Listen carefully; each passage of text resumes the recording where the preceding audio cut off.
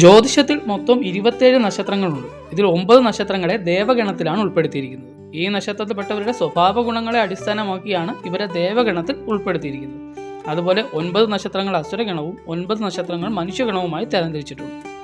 ഗണത്തിൽപ്പെട്ട ആൾക്കാരുടെയും അവരുടെ സ്വഭാവ സവിശേഷതകളുടെയും ഒരു വിലയിരുത്തലാണ് ഇന്നത്തെ അറിവായി പങ്കുവയ്ക്കുന്നത്. രേവതി, പൂയം, ചോതി, തിരുവോണം, പുണർത്തം, അനിഴം, അത്തം, അശ്വതി, മകയിരം, രേവതി. ഏതൊക്കെയാണ്? രേവതി, പൂയം, ചോതി, തിരുവോണം, പുണർതം, അനിഴം, അത്തം, അശ്വതി, മകയിരം, രേവതി. ഈ നാളുകാരെയാണ് ദേവഗണത്തിൽ ഉൾപ്പെടുത്തിയിരിക്കുന്നത്. ഇവരുടെ ഏറ്റവും വലിയ പ്രത്യേകതയായി നമുക്ക് കാണാനാവുന്നത് മറ്റുള്ളവരോട് ഇവർക്കുള്ള മനോഭാവം. അത് കുടുംബത്തിലുള്ളവരായാലും അന്യരായാലും. മറ്റുള്ളവർക്ക് വേണ്ടി ജീവിക്കുന്ന ആളുകളാണ് ഈ ഗണത്തിൽ ഉൾപ്പെടുന്ന കൂടുതൽ പേര്. സ്വന്തം കുടുംബത്തിന് വേണ്ടി എത്ര കഷ്ടപ്പെടാനും ദേവഗണത്തിൽപ്പെട്ടവർ തയ്യാറാണ്. സ്വയം ജീവിക്കാൻ മറന്നു പോകുന്നവരാണ് ഇക്കൂട്ടർ എന്ന് തന്നെ നമുക്ക് പറയാം. കുറേ നാൾ മാതാപിതാക്കൾക്ക് വേണ്ടി ജീവിക്കും, പിന്നെ ഭാര്യയ്ക്കും മക്കൾക്കും വേണ്ടി, അത് കഴിഞ്ഞ് കൊച്ചുമക്കൾക്ക് വേണ്ടി. ദേവഗണക്കാരിൽ 90% ആളുകളും ഇത്തരത്തിൽ ജീവിച്ചു മരിക്കുന്നവരാണ്. വേണ്ടപ്പെട്ടവർക്ക് വേണ്ടി പലതും ഇവർ ഉപേക്ഷിക്കും. മക്കളോടുള്ള ഇവരുടെ സ്നേഹവും എടുത്തു പറയേണ്ടതാണ്. മറ്റൊരു ഗണക്കാർക്കും ഇത്രയേറെ മക്കളോടുള്ള സ്നേഹം നമുക്ക് കാണാൻ കഴിയില്ല. സുഹൃത്തുക്കളോടെന്ന പോലെയാണ് ഇക്കൂട്ടർ മക്കളോട് സാധാരണയായി പെരുമാറാറുള്ളത്. മറ്റൊരാൾക്കുണ്ടാവുന്ന ദുഃഖം തൻ്റേതായി ഏറ്റെടുക്കാൻ ഇക്കൂട്ടർക്ക് ഒരു മടിയുമില്ല. ഇങ്ങനെയൊക്കെ ആണെങ്കിലും ഇവർ സഹായിച്ചവരെ കൊണ്ട് ഇവർക്ക് തിരിച്ചൊരു ഉപയോഗവും കിട്ടില്ല എന്നത് വിഷമകരമായ ഒരു സത്യമാണ്.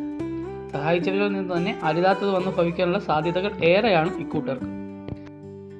മനസ്സിൽ ഒന്ന് വെച്ച് മറ്റൊന്ന് പുറത്തു കാണിക്കുന്ന കൂട്ടരല്ല ഇവർ. ഉള്ളിൽ എന്തുണ്ടോ അത് പുറത്തു കാണിക്കും. ഇവരുടെ മുഖഭാവത്തിൽ നിന്ന് തന്നെ നമുക്കത് വായിച്ചെടുക്കാൻ കഴിയും. സ്വയമേ ഒരു ദേവഗണക്കാരന് താൻ ആരാണ് എന്ന് മനസ്സിലാക്കാൻ കഴിയും. അതായത് തൻ്റെ കഴിവുകൾ എന്താണെന്നും തൻ്റെ കഴിവുകേടുകൾ എന്താണെന്നും മറ്റൊരാൾ പറഞ്ഞു കൊടുക്കാതെ തന്നെ ഇവർക്ക് മനസ്സിലാവുകയും അതിനനുസരിച്ച് ഇവർ പ്രവർത്തിക്കുകയും ചെയ്യും. അതിനാൽ തന്നെ സ്വന്തം കഴിവ് പ്രയോജനപ്പെടുത്തി ഉയരങ്ങളിലെത്താൻ ഇവർക്ക് കഴിയുമെന്നതാണ് സാരം. ഇതിലുണ്ടാകുന്ന വെല്ലുവിളി കൂടെ നിൽക്കുന്നവർ തരുന്ന തിരിച്ചടികളായിരിക്കും. അതിനെ തരണം ചെയ്താൽ ഇക്കൂട്ടർക്ക് ഉന്നതങ്ങളിലെത്താൻ കഴിയും.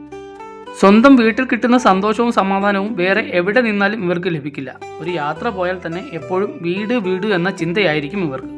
വീട്ടിലായിരുന്നാലും വീട് കൂടുതൽ മോടി പിടിപ്പിക്കുന്നതിലും കൃഷിയിലുമൊക്കെ വ്യാപൃതരായിരിക്കും ഇവർ. കുടുംബത്തിലൊരു പ്രശ്നമുണ്ടായാൽ ഇവർ അസ്വസ്ഥരാകും, ആകെ പരിഭ്രാന്തരാകും. പങ്കാളിയുമായോ മക്കളുമായോ മാതാപിതാക്കളുമായോ ഒരു വഴക്കുണ്ടായാൽ തന്നെ ദേഷ്യം വന്ന് എന്തെങ്കിലും ആദ്യം വിളിച്ചു പറയുമെങ്കിലും അടുത്ത നിമിഷം തന്നെ സങ്കടം കൊണ്ട് ഇവരുടെ കണ്ണുകൾ നിറയുകയും ചെയ്യും. വളരെ ഇമോഷണലായ ആൾക്കാരാണ് ഇക്കൂട്ടർ. ഹൃദയം കൊണ്ട് സംസാരിക്കുന്നവർ എന്ന് വേണമെങ്കിൽ പറയാം. അതിനാൽ തന്നെ വെറും വാക്കുകൾ പറയുന്ന സ്വഭാവം ഇക്കൂട്ടർക്കില്ല എന്ന് തന്നെ കാണാം. എന്ത് പറഞ്ഞാലും അത് ഉള്ളിൽ തട്ടിയാകും പറയുക. ചില കാര്യങ്ങളിൽ നിർബന്ധ ബുദ്ധിയുള്ളവർ കൂടിയാണ് ഇവർ. എന്തെങ്കിലും കാര്യം ചെയ്താൽ അത് വൃത്തിയായി ചെയ്യണമെന്ന് ഇവർക്ക് നിർബന്ധമാണ്. സ്വന്തം കാര്യമായാലും മറ്റുള്ളവർക്ക് വേണ്ടി ചെയ്യുന്നതായാലും വൃത്തിയായി ചെയ്യുക എന്നത് ഇവരുടെ ഒരു പ്രത്യേകതയാണ്. അല്ലാത്ത പക്ഷം ഇവർ പെട്ടെന്ന് അസ്വസ്ഥരാകുന്നത് കാണാം. വളരെ ഫ്ലെക്സിബിളായ ആൾക്കാരാണ് ഇവരിൽ കൂടുതലും.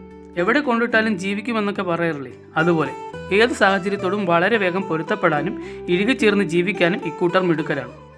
ലക്ഷ്യപ്രാപ്തിക്ക് വേണ്ടി ഏത് സാഹചര്യത്തെയും തരണം ചെയ്യാനും ഇവർ തയ്യാറായിരിക്കും. ഇങ്ങനെയുള്ള കാര്യങ്ങൾ പാകപ്പെടുത്താനുള്ള ഇവരുടെ കഴിവ് അപാരമാണ്. വിശ്വാസവഞ്ചന ഏറ്റവും കൂടുതൽ ഏറ്റുവാങ്ങേണ്ടി വരിക എന്നതാണ് ഇവരെ സംബന്ധിച്ചിടത്തോളം ഏറ്റവും വിഷമകരമായ കാര്യം. എന്നും കൂടെ നടന്നവർ തന്നെയായിരിക്കും ഇവരോട് വിശ്വാസവഞ്ചന കാണിക്കുക. വിശ്വാസവഞ്ചന കാണിച്ചവരോട് ക്ഷമിക്കാനുള്ള കഴിവ് ഇക്കൂട്ടർക്കുണ്ടെങ്കിലും മനസ്സിലുണ്ടായ മുറിവ് ഇവർ അങ്ങനെ മറന്നു പോകുന്ന കൂട്ടരല്ല.